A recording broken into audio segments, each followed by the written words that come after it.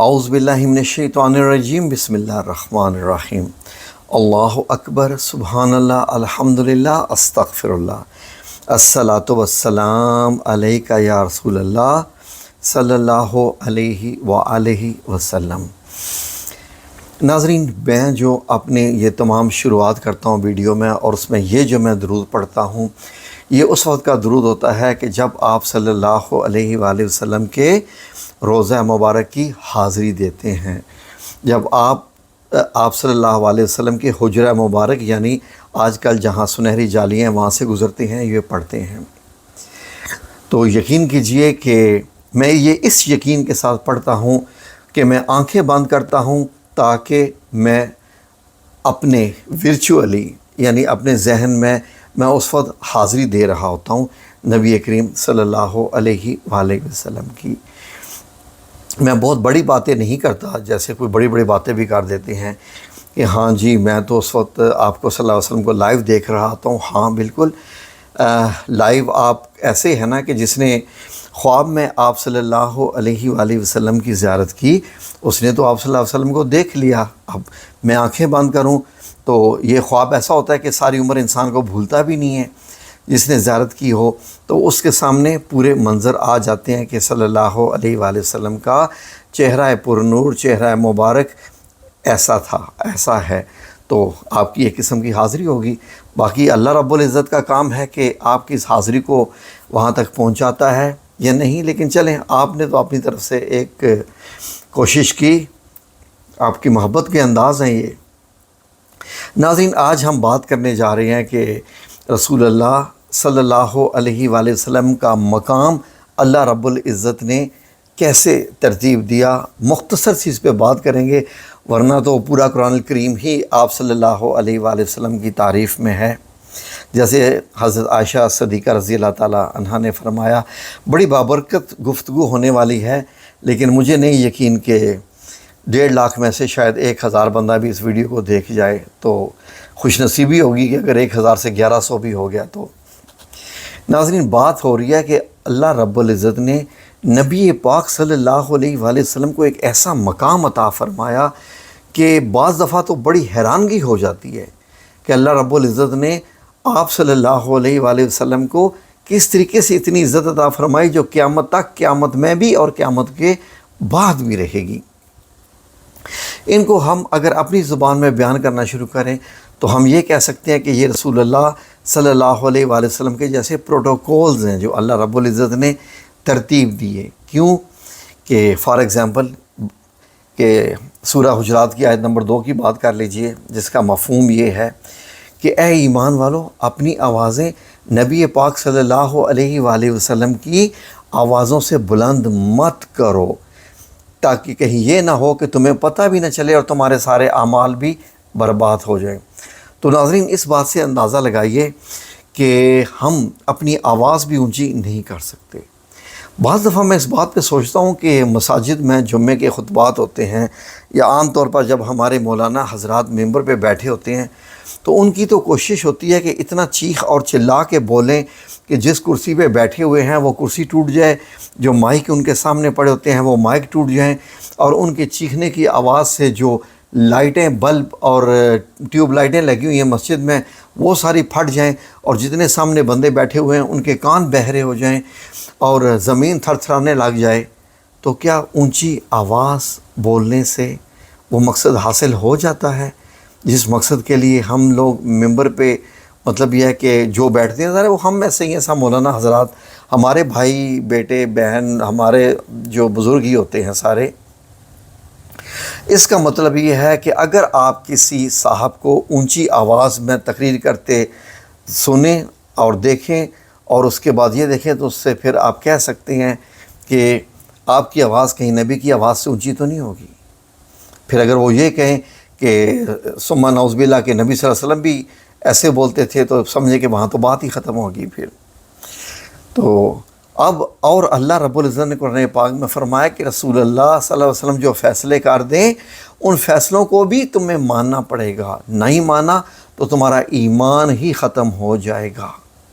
یہ پروٹوکولز دیکھیے، اندازہ لگائیے کہ آپ صلی اللہ علیہ وسلم کا مقام کیا ہم یہ سمجھ پائے ہیں؟ زندگی گزار دی، مرنے والے ہو گئے، قبروں میں چلے گئے، لیکن کیا ہمیں پتہ چلا کہ رسول اللہ صلی اللہ علیہ وسلم کا پروٹوکول کیا ہے؟ ناظرین، انسان نمازیں پڑھتا ہے، زکوٰۃ دیتا ہے، روزے رکھتا ہے، حج کرتا ہے، عمرہ کرتا ہے، کیا کیا کرتا ہے، ان میں سے آپ کو گارنٹی ہے کہ کون سی ایسی عبادت ہے جو 100% قبول ہوتی ہے؟ نہیں ہے نا، کسی چیز کی بھی نہیں ہے۔ کتنی احادیث مبارک میں بھی ہے کہ یہ والا کام نہیں کیا، خشوع و خضوع نہ ہو، وغیرہ نہ ہو، نیت نہ ہو، کیا نہ ہو، تو وہ بعض دفعہ نمازیں بھی آپ کے منہ پہ مار دی جائیں گی۔ لیکن اس کے باوجود میرے اللہ نے 2 کام ایسے رکھے، 2 کام جو کہ 100% قبولیت کا مقام رکھتے ہیں۔ 2 کام ایسے رکھے۔ نمبر 1، آپ سچے دل سے توبہ کریں۔ آپ سچے دل سے توبہ کریں، صدقے دل سے اللہ کو حاضر ناظر جان کے، اور اس ارادے کے ساتھ کہ اب میں یہ گناہ نہیں کروں گا، وہ ہمیشہ مقبول ہوتی ہے توبہ، وہ آپ کی قبول ہو جاتی ہے۔ نمبر 2، جب آپ درود پاک جو ہے وہ پڑھتے ہیں، درود پاک بھیجتے ہیں، پڑھتے بھی نہیں بھیجتے ہیں، لفظ بھیجنے کا جو ہے وہ استعمال ہوا ہے قرآن کریم میں، یہ ہمیشہ جو ہے وہ قبول ہوتی ہے۔ اب یہ دیکھیے بھیجنا کیسے ہوتا ہے، سبحان اللہ و بحمدہ، سبحان اللہ العظیم، اس پہ بات کریں گے۔ سب سے پہلے تو یہ بات ہے کہ اللہ رب العزت نے قرآن پاک میں فرمایا کہ ان اللہ و ملائکتہ یصلون علی النبی، کہ بے شک اللہ اور اس کے فرشتے نبی کریم یعنی صلی اللہ علیہ وآلہ وسلم پر درود بھیجتے ہیں، پڑھتے نہیں، بھیجتے ہیں، سینڈ کرتے ہیں۔ یصلون علی النبی، یا ایھا الذین آمنو، اے لوگو جو ایمان لے کے آ گئے ہو، اب تم اپنے آپ کو مسلمان کہتے ہو، صلو علیہ وسلموا تسلیما، یعنی یہ کہ اے ایمان والو تم بھی جی آپ یعنی صلی اللہ علیہ وآلہ وسلم پر درود و سلام بھیجتے رہا کرو۔ بھیجنا کیسے بھیجا جاتا ہے؟ کوئی چیز کیسے بھیجی جاتی ہے؟ جی آج تک آپ لوگوں نے یہی سنا، اور ہم نے بھی یہی سنا کہ درود پڑھا کرو، درود پڑھتے رہا کرو۔ درود پڑھنا تو ہوتی نہیں ہے، درود تو بھیجنے کا حکم ہے، بھیجنے کا۔ تو بھیجنا کیسے ہے؟ سبحان اللہ و بحمدہ، سبحان اللہ العظیم۔ آپ صلی اللہ علیہ وسلم نے فرمایا کہ جب تم مجھ پہ درود بھیجتے ہو تو تمہارے والدین یعنی ماں اور باپ کے ناموں کے ساتھ مجھے درود پیش کیا جاتا ہے، کہ یا جی یہ بندہ فار ایگزامپل یہ شاہد جی محمود ہے، اس کے والد اور اس کے والدہ کا نام یہ ہے، تو شاہد نے آپ کے لیے درود بھیجا ہے۔ تو آپ صلی اللہ علیہ وآلہ وسلم کی بارگاہ میں آپ کا نام لیا جاتا ہے، آپ کے والدین کے ساتھ نام لیا جاتا ہے۔ آپ سمجھتے ہو کہ صرف عمرہ کرنا ہی حاضری ہے، صرف حج کرنا ہی حاضری ہے، رسول اللہ صلی اللہ علیہ وسلم کے جو ہے وہ روزہ مبارک پہ حاضری دینا ہی حاضری ہے؟ آپ بتائیں۔ آپ نے تو جیسے اگر آج کل یہ کہیں کہ جیسے آپ نے ماشاءاللہ جی واٹس ایپ بھیجتے ہیں، واٹس ایپ میں بھی کیا میسج جاتا ہے، یہاں تو جناب فرشتے جی حضور صلی اللہ علیہ وسلم کی بارگاہ میں پیش ہو کے کیسے فرماتے ہوں گے۔ منظر کشی کیجئے کہ آپ صلی اللہ علیہ وسلم تشریف فرما ہے اور فرشتے حاضر ہوتے ہو، اور ظاہر ہے کہ دنیا میں تو ہر وقت بھیج رہے ہیں، تو فرشتے حاضر ہو کے کہتے ہیں السلام علیکم ورحمۃ اللہ وبرکاتہ، رسول اللہ صلی اللہ علیہ وسلم آپ کے لیے جو ہے وہ درود بھیجا گیا ہے پاکستان سے۔ اس وقت جو بھیجنے والے کا نام یہ ہے، اور اس کی والدہ کا نام یہ ہے، اور اس کے والد کا نام یہ ہے۔ جی ٹھیک ہے، اللہ اکبر، کیا خوش قسمتی، فرشتے لے کے جا رہے ہیں اور رسول اللہ صلی اللہ علیہ وسلم کو آگے جا کے پیش کر رہے ہیں۔ اور آپ جب بار بار بھیجتے ہیں تو وہ پھر کیسا ہوتا ہوگا؟ آپ کا تو نام یاد ہو جائے گا نبی پاک صلی اللہ علیہ وسلم کو، آپ تو مقبول ہو جائیں گے، آپ تو مشہور ہو جائیں گے۔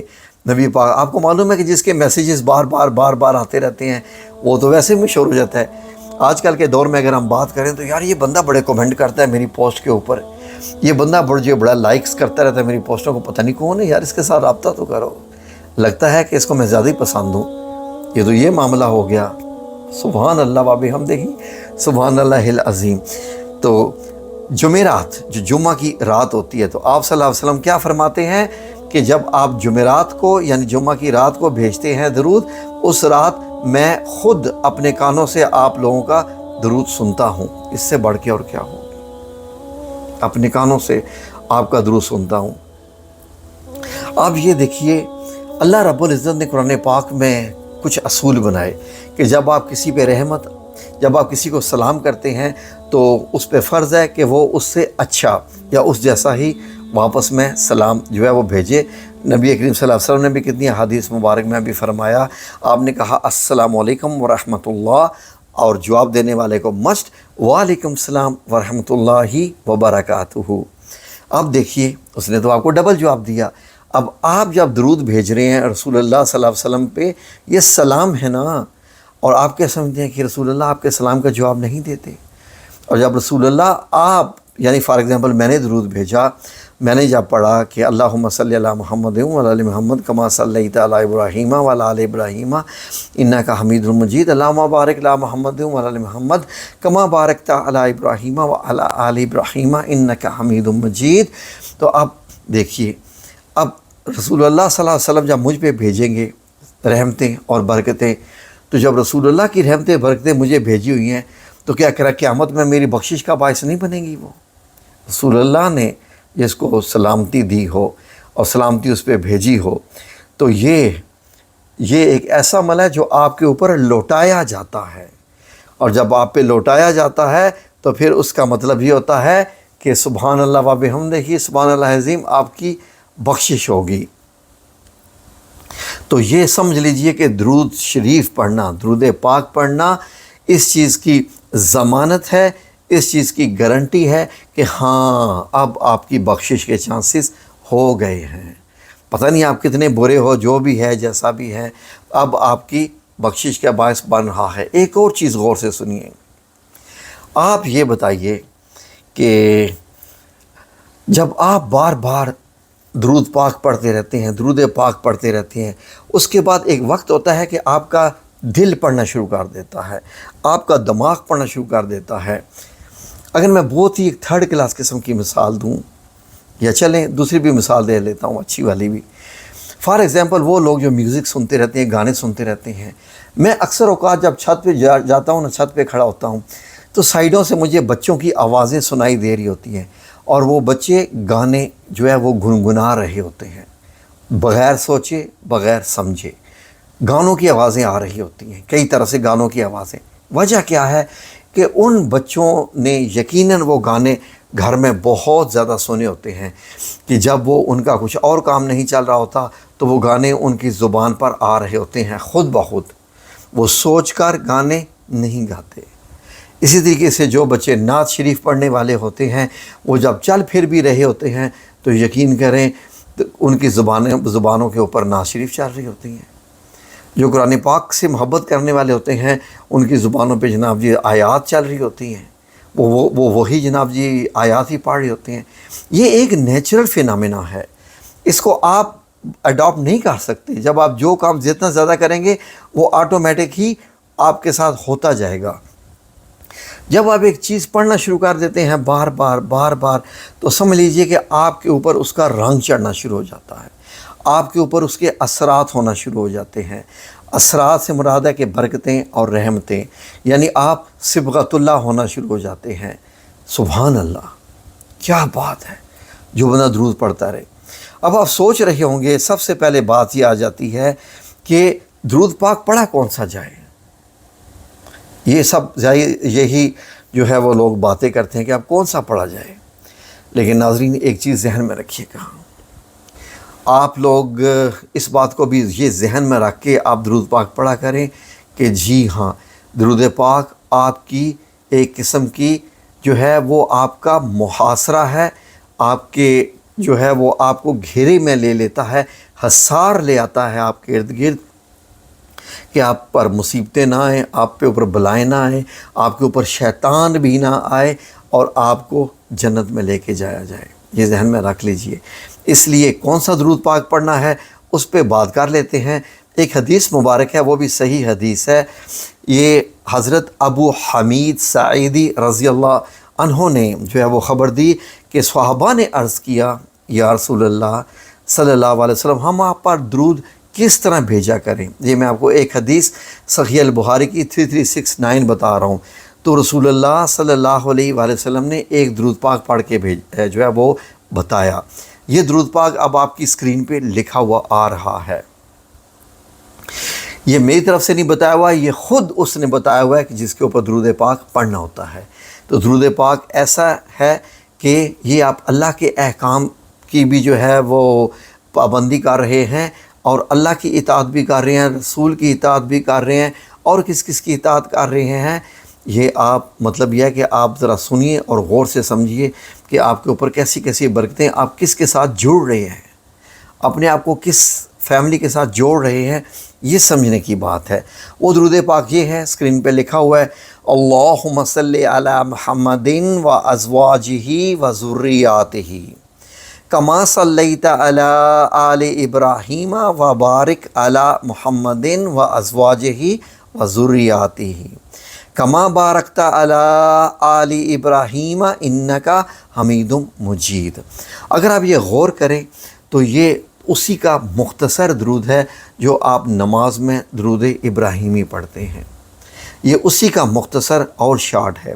یہ یاد کر لیجئے کیونکہ یہ نبی پاک صلی اللہ علیہ وسلم کا خود کا بتایا ہوا ہے. نماز میں درود ابراہیمی پڑھیے، اور باقی اوقات میں جب آپ ذکر کے طور پہ، تسبیح کے طور پہ، وظائف کے طور پہ اگر آپ یہ پڑھنا چاہتے ہیں تو آپ یہ والا پڑھیے. میں اس کا ذرا ترجمہ بھی پیش کرتا ہوں آپ کی خدمت میں، تو آپ خود حیران ہو جائیں گے کہ آپ کس فیملی کا حصہ بن جاتے ہیں، اپنے آپ کو کس فیملی سے جوڑ لیتے ہیں. جیسے اللہم، اے اللہ رحمت نازل فرما محمد صلی اللہ علیہ وآلہ وسلم پر اور ان کی بیویوں پر اور ان کی اولاد پر، جیسا کہ تو نے رحمت نازل کیا ابراہیم علیہ السلام پر اور اپنی برکت نازل کیا محمد صلی اللہ علیہ وسلم اور ان کی بیویوں پر اور اولاد پر، جیسا کہ تو نے برکت نازل فرمائی آل ابراہیم پر، بے شک تو انتہائی خوبیوں والا اور عظمت والا ہے. یہ اس کا ترجمہ حدیث کے مطابق میں نے پیش کیا جو مجھے حدیث میں ملا. تو اب غور کیجئے اس چیز پہ کہ یہ کتنا بڑا عمل ہے جو آپ لوگ کرتے ہیں. میں تو یہ سمجھتا ہوں کہ درود پاک پڑھنا ایک مکمل عبادت ہے، اور یقین کیجئے کہ یہ آپ کے مقام بلند کر دیتا ہے دنیا میں. درود پاک میں اس کو نہ وظیفے کے طور پہ پیش کر رہا ہوں نہ کسی اور کے طور پہ. اتنا ذہن میں رکھ لیجئے یہ آپ کی دنیا اور آخرت بنا کے رکھ دے گا، دنیا اور آخرت بنا کے رکھ دے گا. دنیا سے مراد بھی آپ کے اوپر رحمتیں اور برکتیں نازل ہونا شروع ہو جائیں گی. رحمتیں اور برکتوں میں ہر چیز آ جاتی ہے، جو آپ چاہتے ہیں نا وہ بھی چیزیں آ جاتی ہیں. اور آخرت میں بھی آپ کی ڈھال بنے گا، اور اس کا پلڑا آپ کا بھاری کر دے گا میزان کا.